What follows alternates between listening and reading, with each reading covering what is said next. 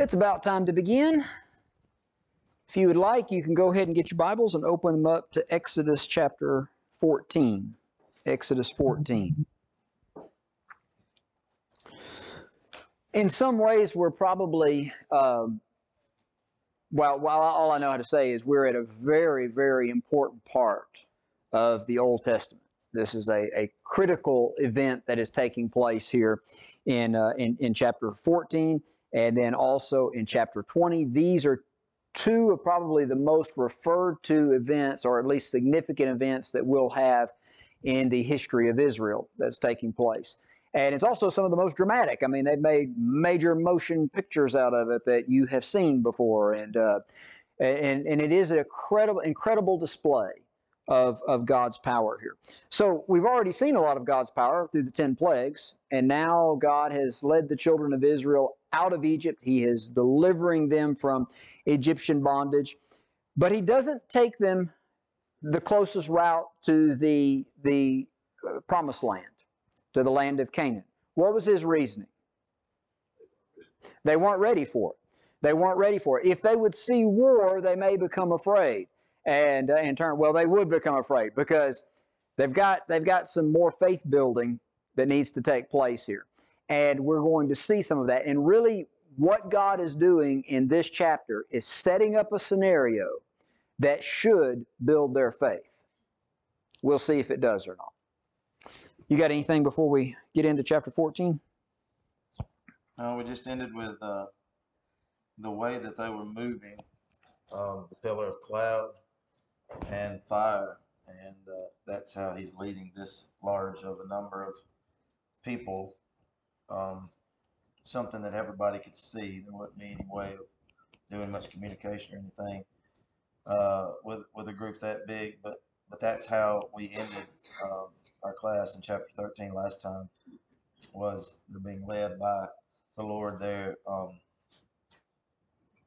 They're going wherever He leads them, right? And He's deciding where they're going to go. So the edge of the wilderness, right? It's where they. Yep. So they have left. They've left from the land of Goshen at Ramses. They've come down to Succoth, and now they are headed down by the Red Sea. And so chapter 14 and verse 1 said, "The Lord spoke to Moses, said, Speak to the children of Israel, that they turn and camp before Pi-hahiroth, between Migdol and the sea, opposite Baal-zephon.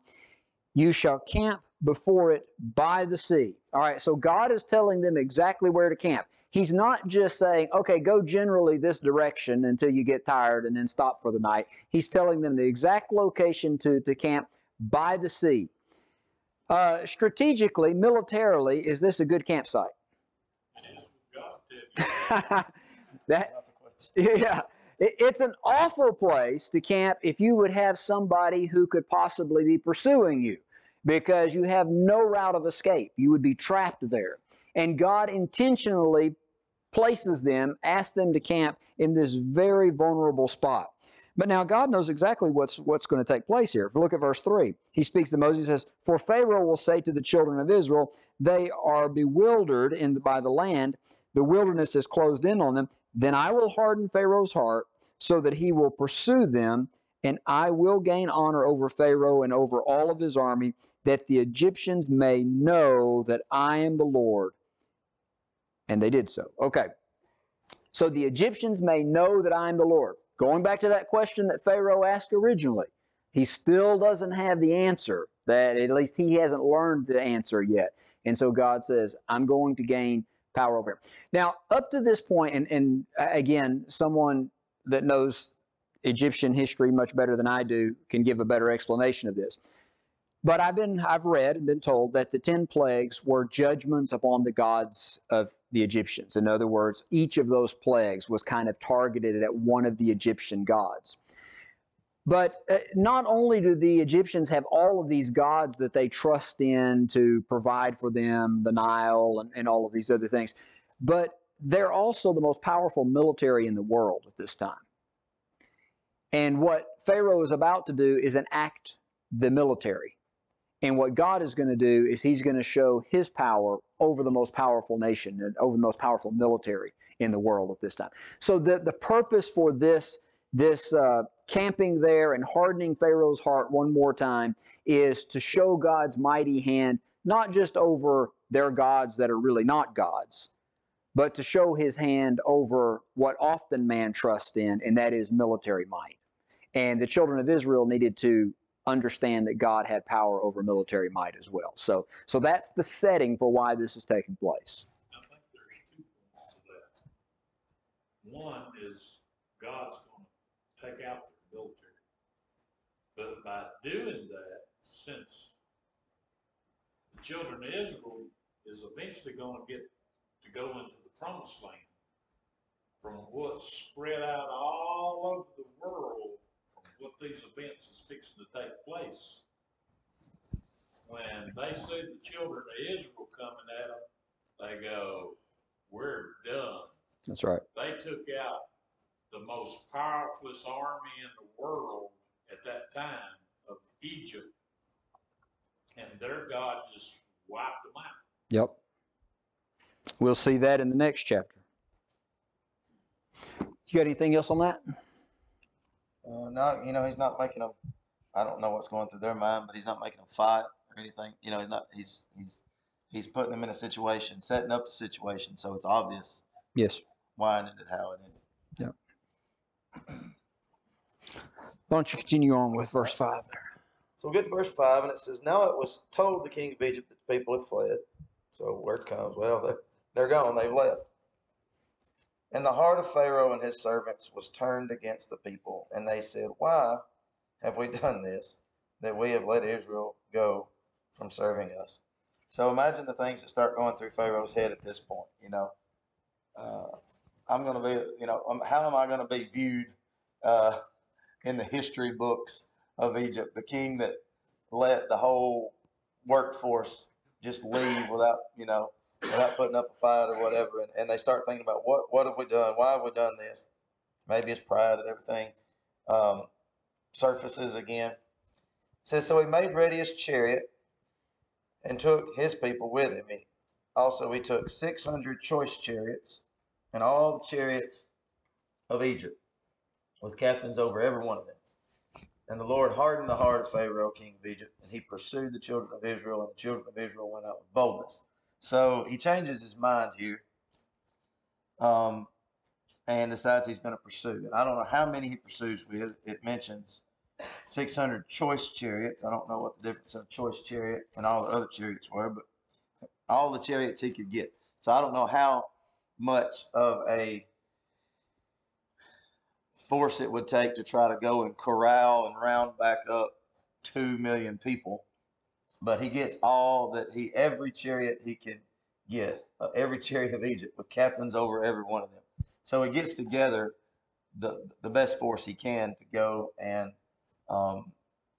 take them over. And they have nothing. That militarily, they don't have anything. So he goes and he pursues them. So it says, "So the Egyptians pursued them and all the horses and chariots of Pharaoh, his horsemen, and his army, and overtook them camping by the sea beside Pi-hahiroth, before Baal-zephon." So they catch up with them. "And when Pharaoh drew near, the children of Israel lifted their eyes, and behold, the Egyptians marched after them. So they were very afraid, and the children of Israel cried out to the Lord.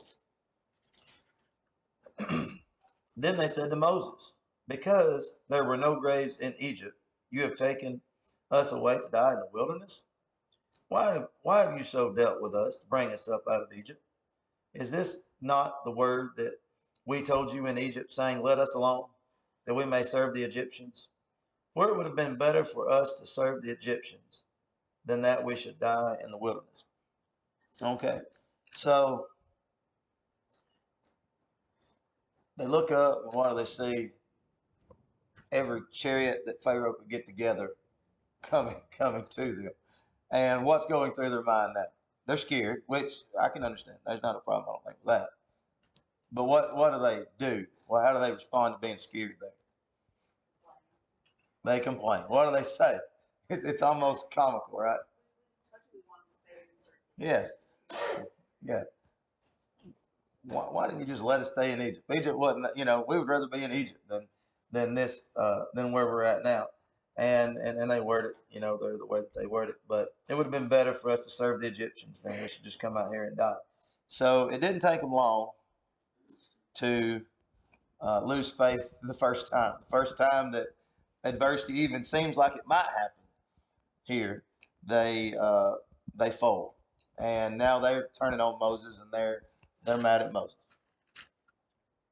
Yeah, that emotional highs and lows that we see with them, I think there's a lesson in that. Did you notice in verse 8 that the children of Israel went out with boldness?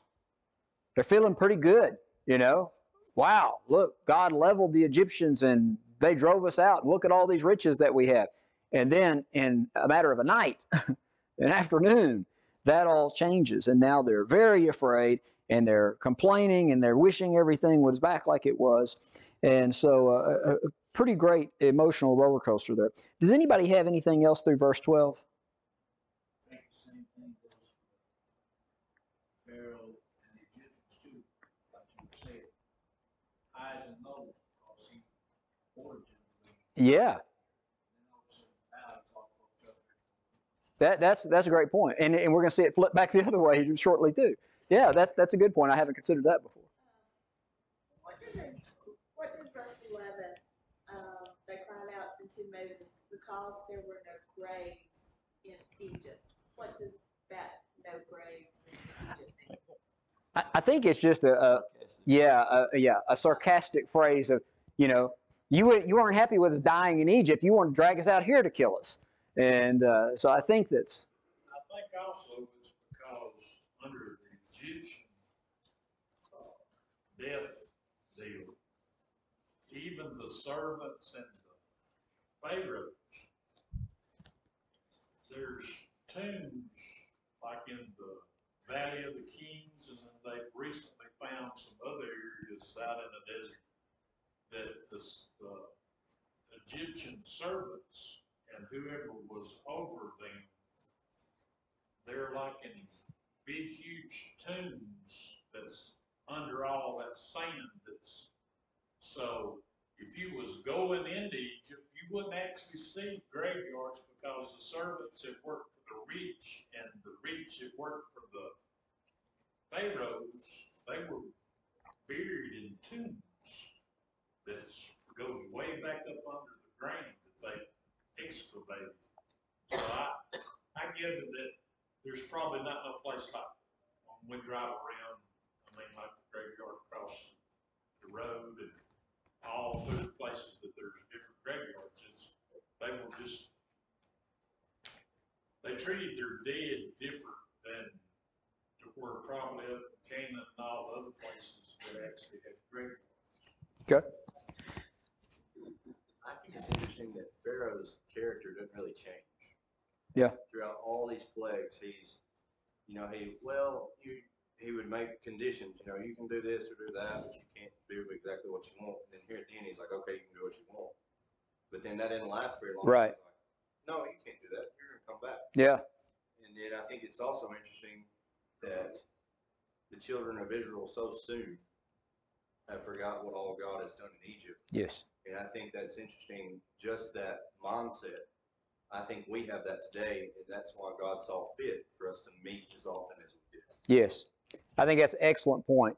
Going back to the question, was God right about them not being ready to see war yet? Yeah, absolutely. And so this highlights that. So I do want to try to get that. For me, it's helpful as much as possible to put myself in the place of the children of Israel and try to feel what they're feeling, because when I feel those things, I need to recognize, hey, wait a minute, this is like what they were feeling. How did they respond, and what can I learn from that? And so if you can visualize that here you've done exactly what God said, you've camped right where God said for you to camp, and now all of a sudden you're in peril, you're in jeopardy. And what would be their chances normally against Pharaoh's army? Zero. And so, in other words, our fear comes from what we experience, what we learn. We become afraid of falling because, well, every time we fell, gravity did the same thing and smashed us to the ground. And so we've learned, hey, gravity's going to do that again. they had no reason other than faith to believe that anything else would happen here, except that Pharaoh would overpower them and kill them and enslave them and make their life miserable again if they survived. And so the fear would be a very natural response from what they've always experienced, except what God has revealed to them and what they now must trust in God. And so we use the word faith a lot, and I like to use the word trust sometimes because it helps me to picture. That's what faith is. It's a trust in God. So they are here and they're crying out. They're not trusting in God at this point because they think they're going to die. They don't think they're going to live. And so this is God's chance. Okay, you're not ready for war yet because here's your first encounter with an army, and you're just falling apart. And so here's what God has to say. Verse 13. Moses said to the people, "Do not be afraid. Stand still and see the salvation of the Lord, which he will accomplish for you today. For the Egyptians whom you see today, you shall see again no more forever. The Lord will fight for you, and you shall hold your peace." Okay, you need to understand how this is going to work. If we're going to go in and take the land of Canaan, you've got to understand how this is going to work. I'm going to fight for you, and what's your job? What's your responsibility in this? Right now, it's just to be quiet and not complain and see the salvation of the Lord. Later, it may be to march around the city 7 times. There may be other instruction given. But right now, understand, I will fight for you. And so this is the first opportunity they have to see, here is a military threatening them, and what will my God, whom I said will be my God, what will he do in this circumstance, in this situation? And so the Lord is going to act here.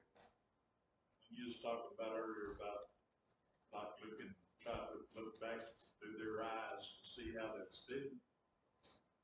And you actually take what the children of Israel, even though it's like maybe 3 to 6 million people, even when they left Egypt, they were slaves. I mean, they may have had a hammer, stick, but I mean, they didn't have no swords. Right. They didn't have no bows. They didn't have no spears, because they were actually slaves, even though they got all the gold when they Sure. left. They actually didn't, in their eyes, it wasn't no way to compete with an army coming at you with all this military hardware, shields and all that. And here they are with their children and all that. But they forget their faith and who's leading them. That's right. The Lord does not save by sword or spear, as David would say when he faced Goliath. All right. Okay. So verse 15 here, Moses seemed confident there to them in verse 13 and 14 in what he said, even though he doesn't know yet how this is going to work out. He seems confident. The Lord relays to him what's going to happen now, starting in verse 15. It says, "And the Lord said to Moses, why do you cry to me? Tell the children of Israel to go forward. But lift up your rod and stretch out your hand over the sea and divide it. And the children of Israel shall go on dry ground through the midst of the sea." So they're backed up against the sea, and, it's water and it's Egyptians. And he tells Moses, tell them not to cry to me. We're going to keep going. We're fixed to cross the sea. And he tells him, you're going to hold your rod up, and I'm going to divide those waters, and you're going to go across on dry ground. So, imagine the feeling that Moses gets every time the Lord gives him another step in this process. All these things and this is the next one. This is what's going to happen. And he continues on, the Lord's still talking there in verse 17. "And I indeed will harden the hearts of the Egyptians, and they shall follow them. So I will gain honor over Pharaoh and over all his army, his chariots, and his horsemen. Then the Egyptians shall know that I am the Lord, when I have gained honor for myself over Pharaoh, his chariots, and his horsemen." So Egypt, again, he says, Egypt will know that I am the Lord. Go back and who is the Lord? Who is Yahweh that I should listen to him? So again, God's going to win this. God's just letting it play out, but God's got a plan. And And he's going to win this in the end. Anything before we go farther into the... Anybody got anything? Okay, so 19, the angel of the Lord who went before the camp of Israel moved and went behind them. And the pillar of cloud went from before them and stood behind them. So it's been leading them, but now it goes behind them. So it's between them and the Egyptians.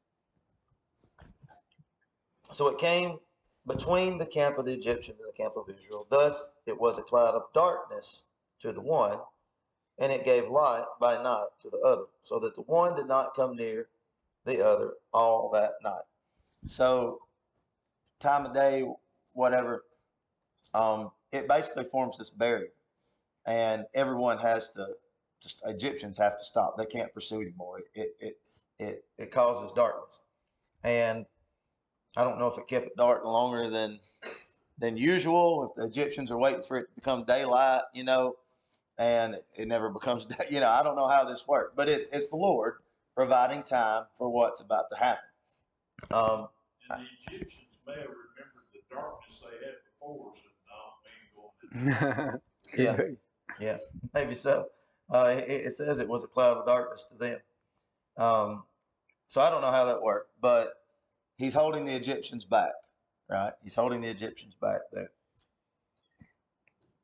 So it says, then Moses stretched out his hand. Can I make a couple points about that before we go? All right, so verse 19, it says, and the angel of God. Does anybody notice anything different, strange about that wording in your Bible? Is it capitalized? Why do you think they capitalized it? It's not capitalized in yours? Yeah. Okay, all right. A lot of different publishers capitalize it, because the angel of the Lord oftentimes is thought by many to be God, maybe Christ, pre-incarnate Christ. And I think that there is some validity to that. Turn to 1 Corinthians chapter 10. We'll point this out here. We'll come back to this in just a second. I want to make another point about this. But when Paul is talking to the Corinthians about how they have been delivered just like ancient Israel was delivered, notice what he says in verse 4. They all drank from that same spiritual rock, for they drank of that spiritual rock that followed them. That rock was what? So what Paul is making reference to is that Christ was with the children of Israel when they were led out of Egypt and through the wilderness. And so coupling that with the angel of the Lord went from before them to behind them. So who was in the pillar of cloud and fire? The angel of the Lord. Well, who is that? Well, maybe that's Christ. And I don't know how definitive we can be. I think that's probably why some of your versions have it capitalized and some don't, because I don't know how certain we can be of that. But I do want you to think about what's taking place here with this. And so Lucas was talking about it created darkness for the Egyptians, and they could not pursue. But what is it doing that night for the Israelites? This massive floodlight is shining out across the Red Sea. And so the Israelites would be able to see God working as He's going to part this sea. And it would be illuminated, the path that they're to walk on in this. What an incredible night this would have been. First of all, you see your oppressors coming and rapidly approaching to attack you, and then all of a sudden, the pillar of cloud separates so that you can no longer see them. As it gets dark, the pillar of fire illuminates your path through the night. Amazing to see what's going on. And who is it in this pillar of cloud or fire? It's God. And now, the angel of the Lord or whatever, we can ascribe it to God. And so Lucas mentioned the other day that, or in this class too, that, we knew where to go because there's the pillar of cloud or the pillar of fire. But it's not just, there's a landmark so we know which direction to go. No, there's the presence of God leading us and directing us. And we're following Him. That is what they should have seen when they saw that. Is there's our protector, our guide, our leader, our savior, everything in that, and a visible representation of him there. But you see how that seems to come and go as even as they view that. All right, sorry about that. Thank you. No. Yes. Yes, that's right. So Moses stretched out his hand over the sea, and the Lord caused the sea to go back by a strong east wind all that night, and made the sea into dry land, and the waters were divided. So I don't know. I've seen, all of you have seen pictures, different little renditions of how this might have been. I can't imagine. I don't know. How wide was it? Was it, could you, a lot of people got across here. I don't know how wide they could go across. Mike mentioned this to me the other night. So, here's an artist rendition of that. What is that? 75 yards wide at the widest there. And skeptics have had, they use this a lot of times to say, the impossibility of this, because to move 1.5 million people in one night across, it would have had, and we don't know. I mean, it's not possible for the sea to be divided in walls of water on each side. So, I mean, if we're going to talk about natural possibility, we're already off the topic here. And so, but Mike made the point, it could have been miles wide for these people to get across. We don't know how it is. It is described as a wall of water on the right and a wall of water on the left. I don't know that means that one person could see both walls at the same time. It could have been much wider than that. But this sea was divided. And what are some amazing things about this? All right, besides you got walls of water. Dry. Yeah. What? First of all, it seems that the wind is what's holding this water up. The wind's still blowing while they're going. Yeah, I don't know. Maybe you just kind of swooshed them along there. Maybe. That's the best explanation I've heard yet. It's right there in the text. Very good. Yeah, so they go across. Verse 22. So the children of Israel went into the midst of the sea on dry ground. Imagine how spooky. I mean, even though this is amazing happening in front of you, how spooky this would have been to walk off into a dry seabed. And the waters were a wall to them on the right hand and on the left. So we don't know many details. It's fun sometimes to speculate about what, but we really don't know. But a wind parted the water, dried the ground, and they were able to cross on dry ground. So this should be a very, and it should make a great impression upon them this night. And it'll be referred back to, because this is such a impressive scene here.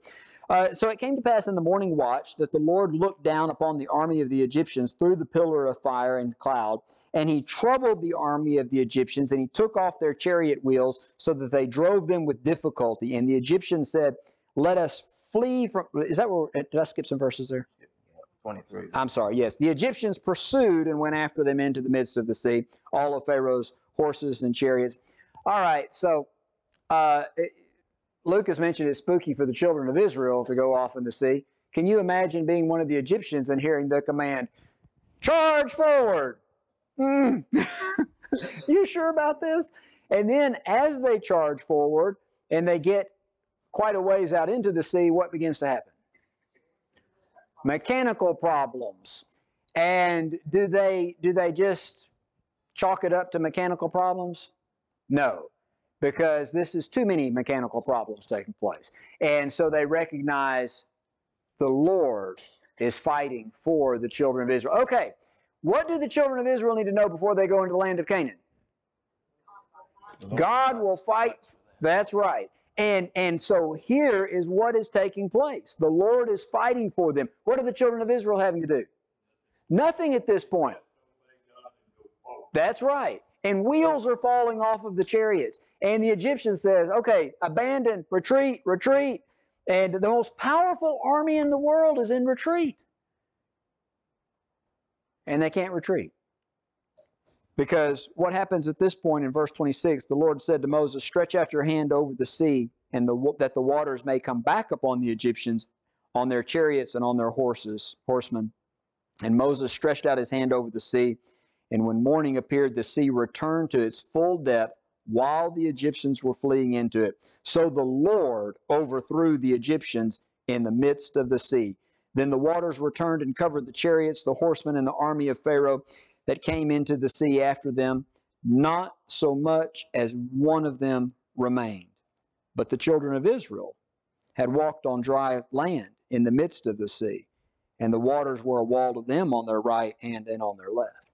So here's the difference. God protected them, shielded them, and maybe in some ways the sea actually became their protectors. A wall of water on the right and the left, maybe I visualize that, but what were typically the protection from invading armies? Walls. And what's God using to protect them? Well, the Egyptians can't get around and flank them in any way, and so they pursue them, but then the very thing that is protecting on the sides becomes what crushes in the rear and destroys the pursuing army. And so how many of the Egyptians survived? Not a one. How many of the Israelites perished?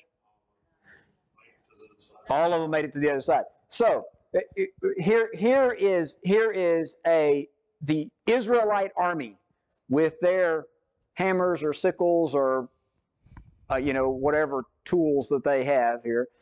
And here's the most powerful military in the world.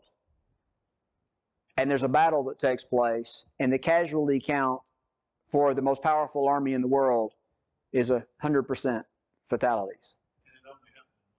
Yes.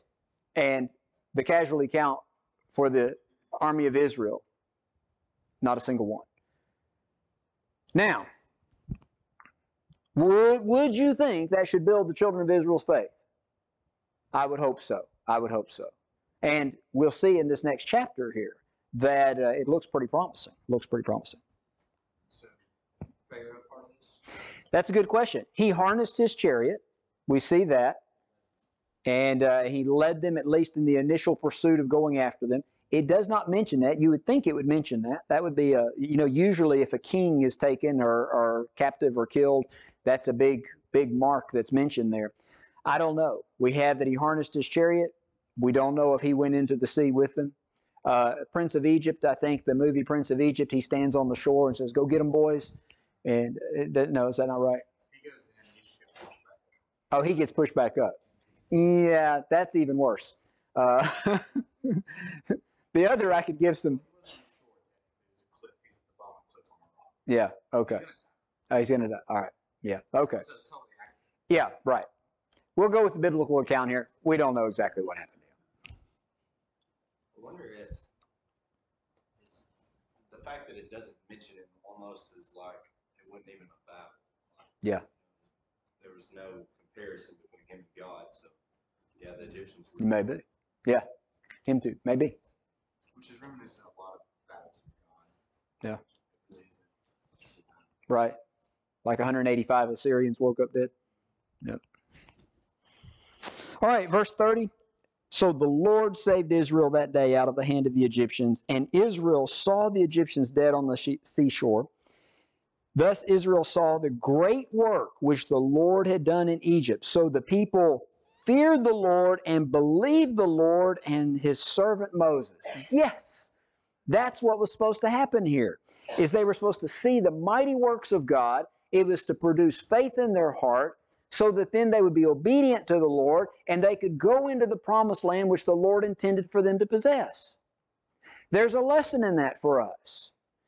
The mighty works of God, whether we see them and our eyes are able to see the walls of water and the fiery pillar and all of that, or whether we read this and God equipping us with imagination to see these mighty works as we read this account. Either way, what it should do is produce faith in us so that we believe in the Lord, we're obedient to the Lord, and we're able to go into the promised land which He intends for us to inhabit. That's the idea. And this was memorable to them, and then He's going to tell them, you pass this on to your children and your grandchildren and your great-grandchildren in every generation so that they may know who I am. And here we are today, 3,500 years later, or 3,500 years later. And what we are supposed to get from this is our faith is supposed to be built. And so let it build your faith. That's what it's intended to do. And let it create obedience in you as you fear the Lord and honor Him and respect Him in this. Believe in Him. You got anything else through 14? Anybody else? Yes. Have they ever recovered anything from the Red Sea? All right, so this is one of those things where you can get on YouTube and you can see all kinds of stuff. But I don't know if it's true. Yeah, and so I have not seen, from sources that I think are pretty credible, I haven't seen a confident assertion that, yes, we have real good. They have found chariot wheels in places that, in the traditional location, which sounds pretty good. Those chariot wheels don't always have the right dating, but then again, dating is pretty speculative. And even the chariot wheels that are there, some date older than others and so forth. So we don't know. So I would say this: I've not seen anything that I feel comfortable going out on a limb and telling somebody, yes, there's hard archaeological evidence for a crossing at this location. I think that there's some evidence. I don't know. I'm not learned enough to be able to confirm much of that, and I haven't seen the people that I really respect nail that down as hard as I would like it to be nailed down.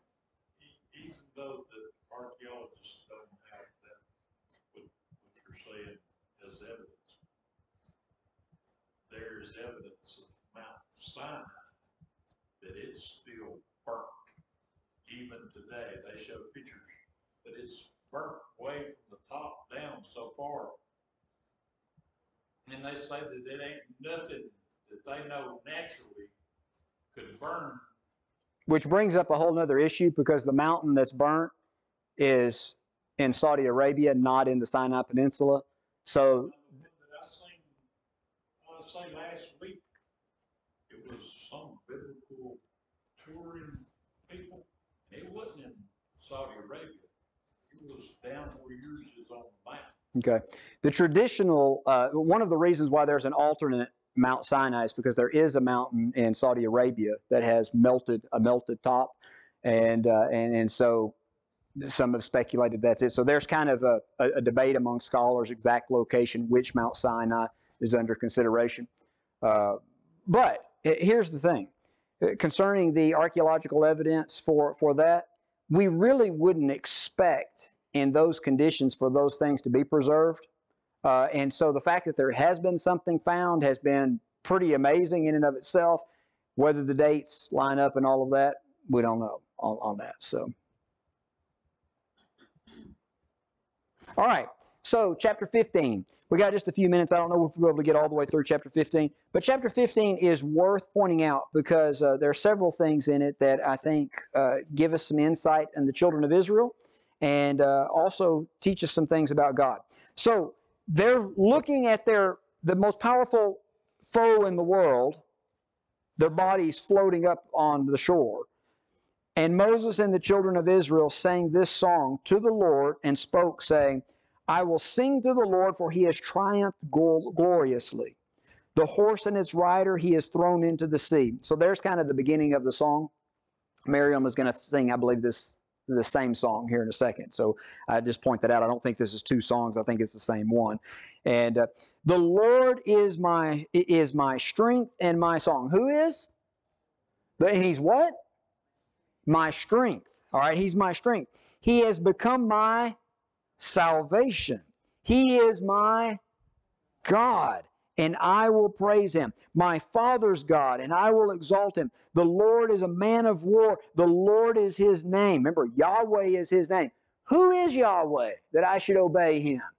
Well, Pharaoh's army, maybe Pharaoh's no longer alive to know, but the children of Israel are to know. And it seems that they do know, and he's a man of war. The Lord, Yahweh is his name. Pharaoh's chariots and his army he has cast into the sea. He has chosen captains also and are drowned in this Red Sea. The depths have covered them. They sank to the bottom like a stone.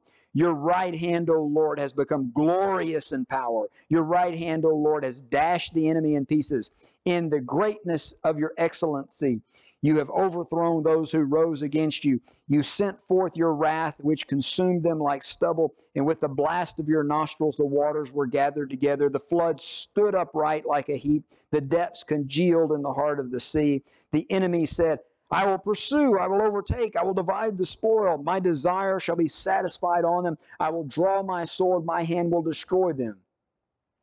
You blew with your wind, and the sea covered them, and they sank like lead in the mighty waters. This picture here of them praising God. Can you feel the emotion in this song? I mean, you know, this is a powerful song, and it's expressing, you are our God, you are our Savior, you are our deliverer. Look what you're able to do, how you're able to destroy and annihilate the most powerful army. They came with everything they had, and you just, poof, wiped them out. What do you think about going into the land of Canaan? You think you can take it? What do you think they'd say today? Yes, we can. No problem at all with God. We can do it. I want you to see this roller coaster ride of faith that the children of Israel have. And then think about, is that the kind of faith that we have many times, where one day we're like, oh, with the Lord I can do all things. And then the next day, boy, it's terrible. There's no hope for me.